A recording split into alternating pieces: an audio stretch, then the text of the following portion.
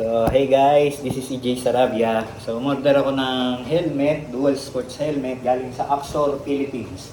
So, kararating niya lang nung before Christmas. Bago ko dumuti, dumating siya. O, yun. Meron silang physical store sa Port Avenue corner ng Durata Street sa Caloocan, sa C3, malapit yun. So ito, sa box, hindi kayo nasira. Hindi kayo mamumroblema if ever na ipa-deliver nyo siya kasi may isa pa siyang protection na packaging. So shout out to Axor Philippines dahil masyado silang maayos sa mga customer nila. Hindi nila pinabayaan basta-basta yung product nila. So may kasama siyang libreng helmet bag. Ayos din ha. Ganda yung tela. So ito mga idol, pula yung in-order ko.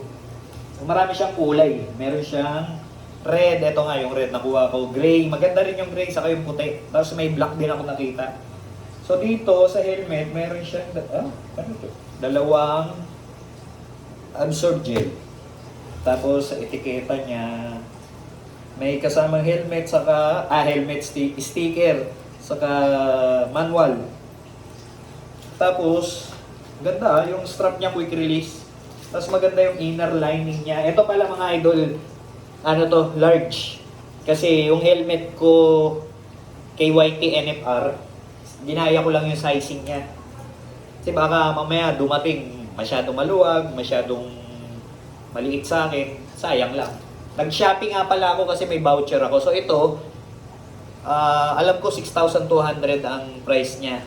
So sabi naman sa akin ng mga tropa ron, if ever na gusto nyong bumili, punta na lang daw kayo ron, magbibigay naman din sila ng discount. So shout out ulit sa inyo, Axor Philippines, dahil doon sa discount na yun.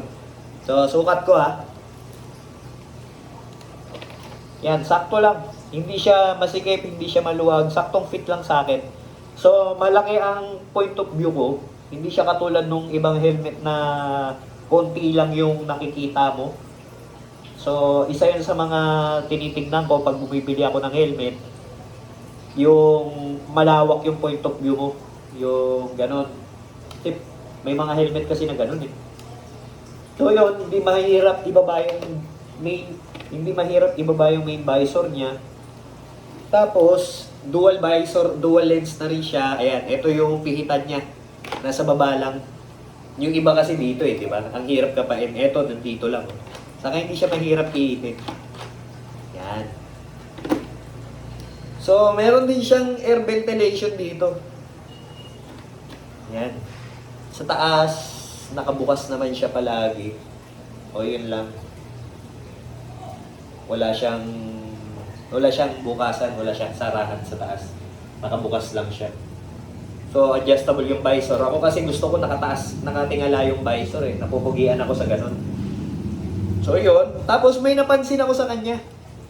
Ito, nare-retract yung visor eh. Umahaba yung visor niya eh. No? Nakakatuwa.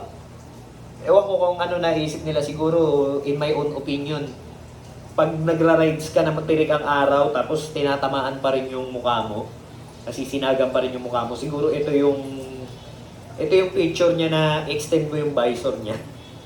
Ang galing eh.